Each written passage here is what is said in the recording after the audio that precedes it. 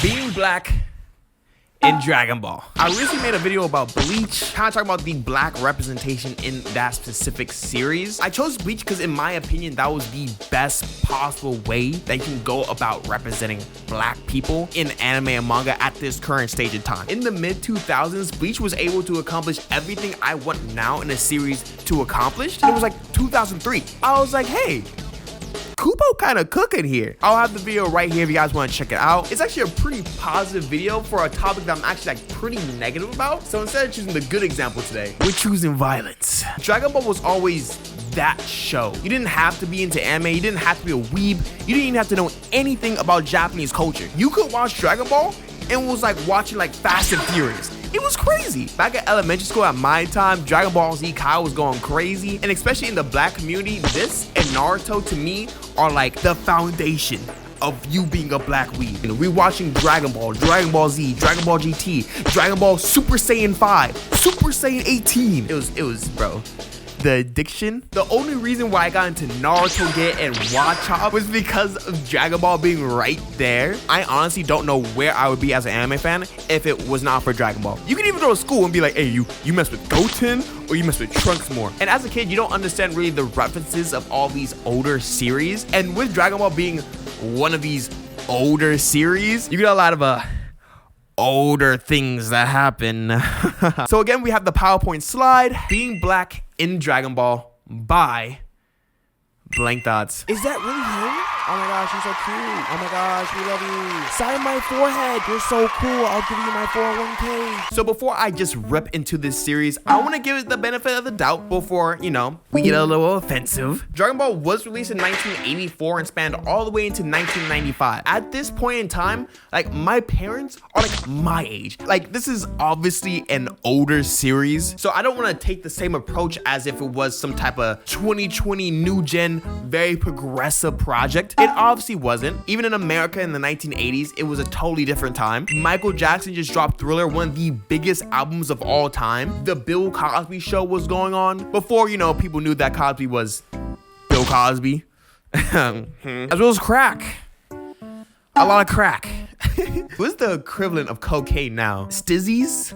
It's just different. It's just not the same. And I want to say this in every single video because I don't want to come off as being unfair. I am aware of the population variation in Japan. Like I said in the last video, 98.5% of the population is just strictly Japanese. Especially in 1984, this is probably an even larger number. An average person's interaction with someone with African descent is probably like little if any. Even America being a heavily diverse place, probably the most diverse place in the entire world, we are still trying to find some type of way to find some form of equality in our country. So there's just no way it was gonna happen in Japan.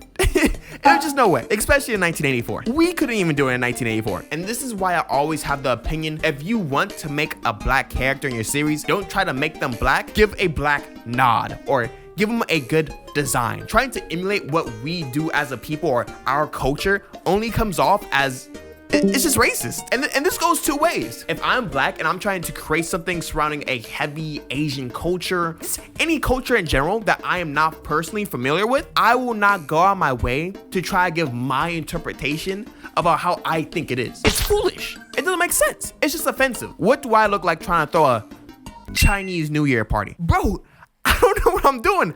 I've never been to one. It's fine to acknowledge or reference other cultures in your series, and I actually encourage it more and more, especially if you have a series that's very huge and vast. I would love to see it expanded in a way where you can see different cultures experienced in this different series. That does not mean you just take your shot at emulating a certain culture that you just don't know about. So I usually ask for three things: a pretty good design, just as good as any other character in your series; good moments, just as much as any other character in your series. Again, I don't think I'm being unfair here. And just don't make a stereotype their entire personality. It's unnecessary. We don't need it. But Toriyama, none of this. Before I go over specific characters in the series, I want to kind of go over the general overlook that Toriyama kind of gives to black people in his series. They do not have to be named, prominent, or have any role in the series whatsoever.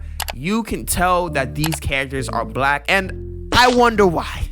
The issue I had making the Bleach video was I was unsure which characters were black or which characters were just dark skinned. And even now, I still don't know which characters are black or dark skinned. Yoruichi, who knows? I honestly can't think of a way he could have made this more stereotypically black. If I'm just looking at the page, my eyes just dart right to it. You're not slick, bro. Whether it be a fodder goon from Monster Characters Army, random citizens of the crowd of the martial arts tournament, all these characters are just the stereotypical late 1800s, early 1900s Jim Crow aesthetic. The big lips, the overly dark skin, it's just bad. I've been watching this series since I was like 5 years old. I never noticed this. Not until people started talking about it on the internet years later that I realized like stuff like this was in a series that I personally adored so much, that I still adore. Trunks, what's poppin', my guy? Dragon Ball is a more traditionally comedic series. It's only over time where Toriyama kind of grew into it being more of a battle shonen with more of a serious aesthetic to it. But at its roots, it's just another parody on Journey of the West. And you obviously can see that a little bit with his designs. To me, this just says, hey, I honestly don't really know black people like that, but I want to make them funny in my series. Again, like I think Toriyama was born in like the 1950s. He probably grew up watching similar stuff to this. And at the time, designs like this weren't overly odd. Like obviously if someone were to attempt to air this on television right now, it would just not work. But at the time, they didn't even notice. they just quite literally did not care. You'll see different cultures in his series kind of treated in the same way. You'll see different Chinese references going on in his series, and they are obviously very over the top because that was his comedic style at the time. But their roles were easily a lot more influential, a lot more important, and they just weren't this. Even if you look at the 21st martial arts tournament, his style is to just make over the top crazy characters based off one characteristic. Bacterian, I just stink. I beat people by smelling like a Super Smash Bros player. Ranfan, bro, I'm a chick, I'm hot. Misogynistic, most definitely. Just fought people by taking their clothes off. And now I'm just being the most generic, stereotypical Buddhist monk. You know, his kind of gag with Ranfan, with him be like, oh, I'm at peace.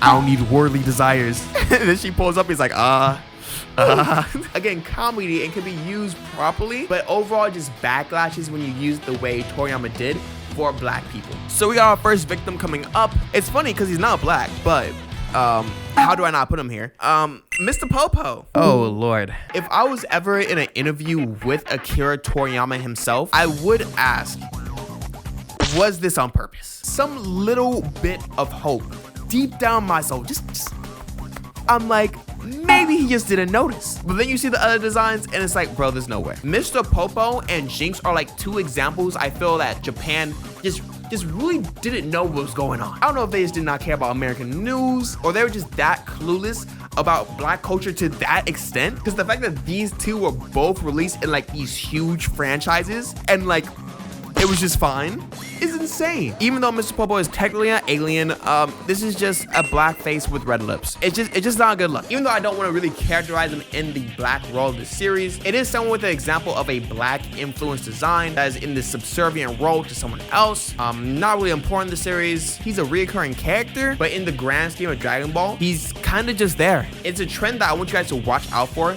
as we go through the video. Overall, L. Guess what his name is? Just guess. I wonder what it could be. I'll give you a guess. It's a color. Officer Black. I don't think there is a more out-of-pocket name than what they decide here. Now again, is this out of pocket? Yes. But in Toriyama's head at the time, this was supposed to be a parody joke. This is what he liked to do comedically in his series. And like we said before, with Bacterium being sneaky, we have Officer Black. Whoa. Being black. It kind of sucks because I feel like a lot of these tropes are supposed to be like made fun of. When I look at them, I have a negative connotation because it's supposed to be like, hey, like being this is funny. It's like, oh, you stink. Being stinky is funny. And it's like, oh, we have Officer Black. Being black is, you can fill in the rest of the words. This is just offensive. Stupid thick lips, and I got thick lips, bro. Like just the straight Kylie Jenner challenge lips. Design-wise, this is awful. This is also another example of a black character just being put in a subservient role in this series. He's quite literally just the assistant to Commander Red. In this situation, he is kind of the smarter person in the room, kind of the straight man. Everyone is making these stupid ideas, and it's just him actually thinking logically about everything. But then he's just a fodder antagonist to Goku again. He's not important. If you have not watched Dragon Ball in forever, you probably don't remember what his name was. He doesn't have any good scenes. He doesn't give really anything to the story. He's just a joke of black people. It was so bad, they had to change his design in the movie. That's how bad it was, guys. Very unimportant, no memorable moments, not good design, total L. You know, at a point in the story, I swore that Toriyama was like, it's Dragon Ball Z now, it's not a comedy, I'm gonna get over the black stuff, all right? Some things never change. We got Killa. Name-wise, you're just 2 for 2 right now. Just dumb. Just horrible. I wonder where your head was at when you made this name. And this dude is literally just black with muscles. Oh, I'm black. I'm stereotypically athletic. Wow, another stereotype. Wow. Whoa, is that big lips? Wow, surprise, surprise. Haven't seen that one before. And at least he gave him like some patches of hair, you know, trash cut, but you know, not even a fade, bro. Just a straight line. Killa was used as a hype tool to gas up goons, bro. Goons, the Majin goons. Then he just proceeds to fight Trunks and Goten in a KKK suit. I have to know if Toriyama meant this. In what universe did he actually think that this would work out? But even the Funimation side of things, it's just really weird. You think this would be the best way they would interpret his character when it comes to a voice acting perspective, and then you get this? I don't know. He's changed so much since the last time he fought. Yeah. Man, I tell you that. Man, I've been taught and woke you up like a What is this? Now they did fix it in Dragon Ball Z Kai, thank God. It's like, bro, this is worse than what he meant it to be. This is worse than Officer Black. And this is us. We did that. Bro, I'm telling you, bro, there had to be no Negroes in that studio. There's no way. I got another voice actor. What race is this voice actor? Scott McNeil or Damian Clark. I need a face. Oh, nah. Oh, nah, bro. Oh, there ain't no way. Bro, he was Piccolo too? Maybe it's this dude, bro. Oh, nah, bro. Oh, nah, bro. Oh, nah. Oh, nah, bro. If he was black, I could have just called him a coon and go on with my day.